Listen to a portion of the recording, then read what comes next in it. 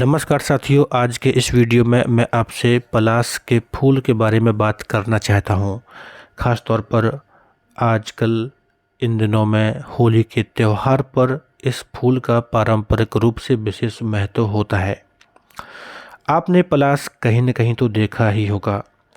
अगर इन दिनों आपने कभी कोई यात्रा की होगी तो सड़कों के किनारे आपने कुछ ऐसे पेड़ों को अवश्य देखा होगा जिसमें कुछ इस तरह के फूल होते हैं। इन फूलों को पलाश के फूल कहा जाता है। अगर हम बात करें पलाश का जो पेड़ होता है उसका जो साइंटिफिक नेम है, उसका साइंटिफिक नेम होता है ब्यूटिया मोनोस्पर्मा। आप इसे अच्छे से याद रख सकते हैं। पलाश के पेड़ को टेसू का पेड़ या टेसू का फूल भी कहा जाता है। पलाश बसंत ऋतु में खिलता है और 3 रंगों का होता है। ज़्यादातर हमें ये लाल और नारंगी रूप में देखने को मिलता है और लाल नारंगी के रूप में जब एक साथ कई सारे फूल होते हैं पेड़ों पर और जब अत्यधिक पेड़ होते हैं तो बहुत बड़ा विस्तृत क्षेत्र बेहद खूबसूरत लगता है और इसे जंगल की ज्वाला भी कहा जाता है। तो याद रखना है, पलाश का पेड़ जिसका साइंटिफिक नेम होता है ब्यूटिया मोनोस्पर्मा और इसे टिशू का फूल भी कहते हैं। अगर हम बात करें इसका एक विशेष और भी महत्व है जिसका मतलब यह है कि उत्तर प्रदेश का राजकीय फूल भी पलाश है। आपको ध्यान रखना है, उत्तर प्रदेश का राजकीय फूल पलाश है।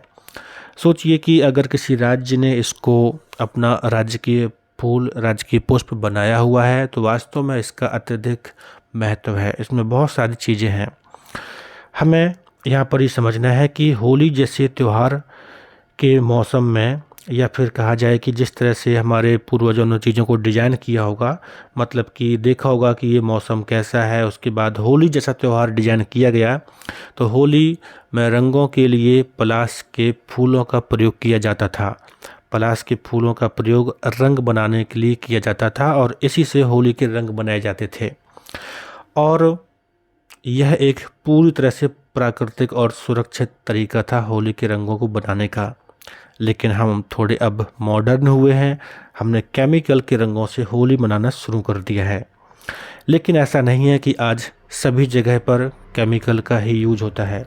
आज भी हम देखें तो बहुत सारे ऐसे क्षेत्र हैं जहाँ पर प्राकृतिक रूप से रंगों को बनाया जाता है, जैसे कि कुशीनगर के सीमावर्ती बिहार प्रांत के थारू जनजाति बाहुल्य वाल्मीकि नगर टाइगर रिजर्व इलाके में इसे डुमरी, चंपापुर, मलकौली, करई, बिरई, दरदरी, कनघुसड़ी आदि गांवों में, ये गांव के नाम हैं, आदि जगह पर बिहार की थारू जनजाति के लोग पलाश के फूल से रंग बनाकर इसका प्रयोग करते हैं।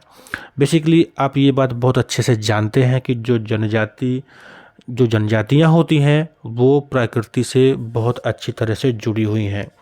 तो ये कुछ क्षेत्र हैं जहाँ पर आज भी इसका प्रयोग किया जाता है।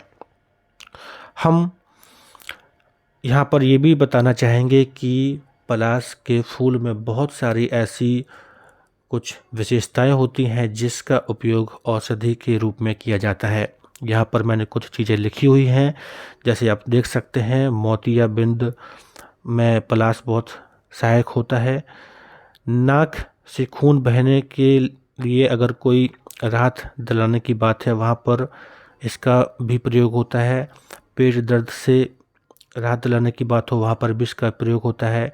पेट में कीड़ों को निकालने में जो बेसिकली बच्चों को बहुत ज़्यादा समस्या होती है तो वहाँ पर भी यह बहुत ज़्यादा हेल्पफुल होता है। अतिसार या दस्त जैसी चीज़ में भी इसका बेनिफिट होता है और इसके अतिरिक्त कई इसके फ़ायदे होते हैं।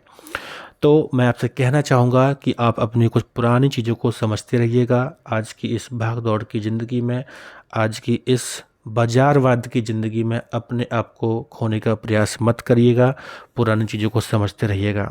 पलाश के फूल का कैसे और भी उपयोग किया जा सकता है, आप इसके बारे में गूगल करके और भी जानकारी प्राप्त कर सकते हैं। आप अपने आप को सेहतमंद बनाए रख सकते हैं।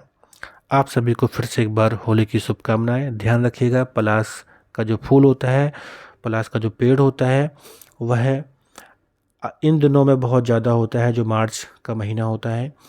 और इसका जो साइंटिफिक नेम है दैट इज ब्यूटिया मोनोस्पर्मा और ये उत्तर प्रदेश का राजकीय पुष्प है, इसे आप याद रखिएगा।